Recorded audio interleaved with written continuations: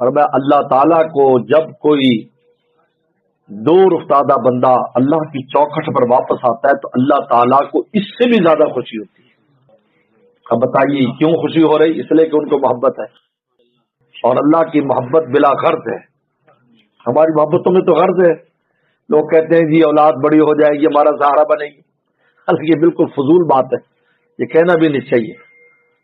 میں تو اس کو توحید کے خلاف سمجھتا ہوں کہ فلانا سہارا بنے گا، اللہ کا سہارا کافی ہے۔